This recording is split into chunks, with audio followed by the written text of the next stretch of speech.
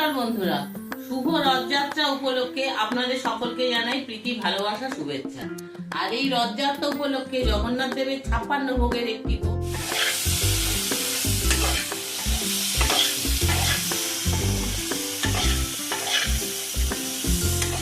বন্ধুরা, শুভ রথযাত্রা উপলক্ষে আপনাদের সকলকে জানাই প্রীতি ভালোবাসা শুভেচ্ছা। আর এই রথযাত্রা উপলক্ষে জগন্নাথ দেবের 56 ভোগের একটি ভোগ মহুরা আজকে আমি আপনাদের দেখাবো। এর জন্য লাগবে দেখুন কিছুটা ওল, পটল, কুমড়ো, বেগুন, কাঁচকলা আর এখানে আলু। এখানে মিষ্টি আলু দেয়া হয়, আমার কাছে মিষ্টি আলু নেই বলে আমি এমনি আলুই দিয়েছি। আর মশলার মধ্যে খুব সামান্য লাগবে হিং, তেজপাতা, নারকেল, ছোলা, গুড়। আর এটা হচ্ছে আপনার এই মশলাটা বাটা আছে লবঙ্গ, দারচিনি, বড় এলাচের কয়েকটা দানা, জিরে আর মৌরি একসঙ্গে একটু থেতো করে নেওয়া। এই হচ্ছে এর উপকরণ। আর লাগবে ঘি আর নুন। জগন্নাথ দেব খুব নিজে স্বাস্থ্য সচেতন, সেই জন্য উনি চিনি খান না, উনি খান গুড়। সেই জন্য আমি গুড়ের ব্যবহার করেছি। আর হবে নাই বা কেন, ওনার উপরে তো গোটা জগৎ নির্ভর করছে। তাহলে চলুন রান্নাটা শুরু করে। আমি কড়া বসিয়ে আর আমি গ্যাস জ্বেলে দিয়েছি। আর শুনুন, এটা কিন্তু আমাদের ঘরের জন্যই আমরা খাবো, ঠাকুরের ভোগ, এটা আমরা দেবো না। সেই জন্য আমি আমার ঘরের বাসনে করছি। যদি আমি ঠাকুরের জন্য দিতাম আমি তাহলে আলাদা করে করতাম। দেখুন গ্যাসটা এখানে, কড়াটা গরম হলে কড়ার মধ্যে প্রথমে আমি দিয়ে দেবো ঘি।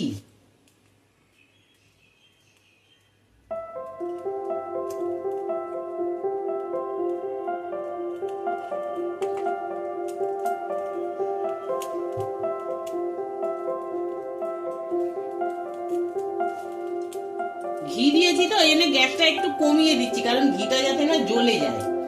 এবারে ঘিয়ের পরে আমি দিয়ে দেবো হিং। হিংটা আমি দিয়ে দিলাম।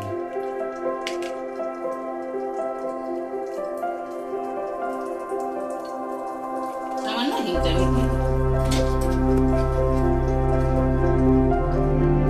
এরপরে দিয়ে দিলাম আমি তেজপাতা। এক এক করে সব আনাজগুলো দিয়ে দেবো। দিলাম ওল,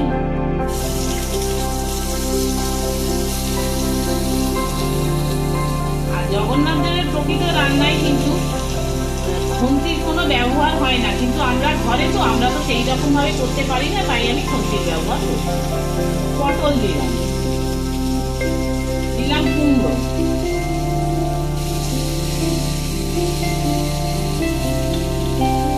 বেগুনটাও দিয়ে দিলাম, কাঁচকলা দিয়ে দিলাম। এবারে দিয়ে দেবো আলু। আলুটাও আমি দিয়ে দিলাম, দিয়ে এটাকে একটু নিয়ে দিলাম। ছোলাগুলো দিয়ে দিলাম। এটাই রান্নায় খুব বেশি নাড়ানাড়ি হয় না। আর এই যে মশলাটা, এটা আমি অর্ধেকটা এখন দিয়ে দিলাম। আর নামাবার সময় আমি একটুখানি নারকেল কোড়াটাও আমি খানিকটা দিয়ে দিলাম।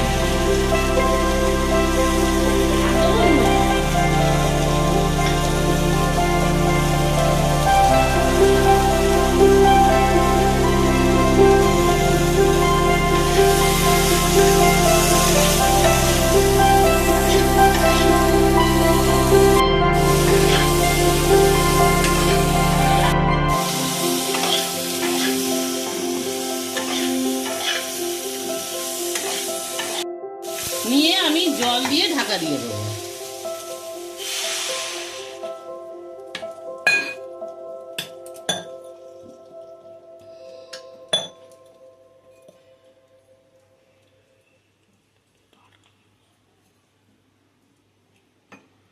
আমি জল দিয়ে দিলাম, দিয়ে এবারে আমি চাপা দিয়ে দিলাম। এটা হোক, একবারে সেদ্ধ হোক। আমার সমস্ত সবজিগুলো সেদ্ধ হয়ে গেছে। দেখুন প্রথমে আমি ওলটা দেখাচ্ছি। দেখুন পুরো সেদ্ধ হয়ে গেছে। আলু আর কাঁচকলা, বেগুন এগুলো তো সেদ্ধ হবেই, জানা কথা।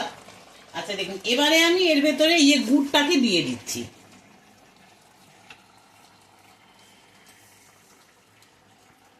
দিয়ে দিলাম গুড়।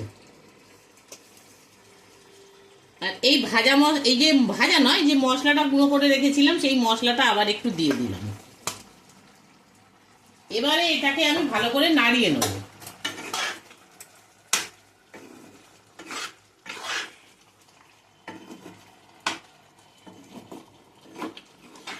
জলটা একটুখানি টেনে গেলে আমি ওপর থেকে একটু ঘি আর এই দারচিনি গুঁড়ো করা আছে, এই দারচিনির গুঁড়োটা আমি দিয়ে দেবো। জলটা একটু টেনে আসুক। জলটা আমার টেনে গেছে, এবারে আমি ওপর থেকে একটু ঘি দিয়ে দিচ্ছি।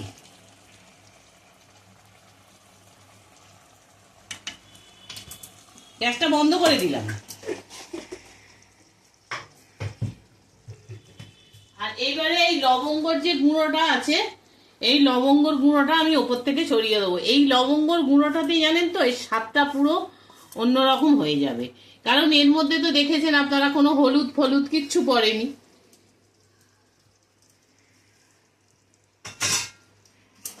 আমার কাছে গন্ধটা খুব ভালো আসছে।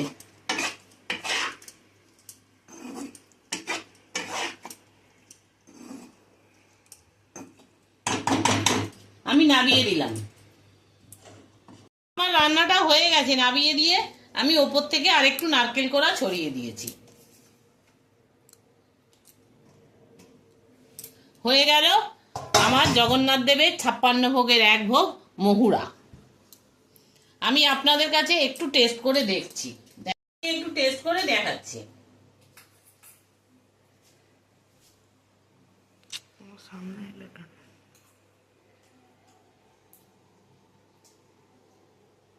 বেশ ভালোই খেতে হয়েছে।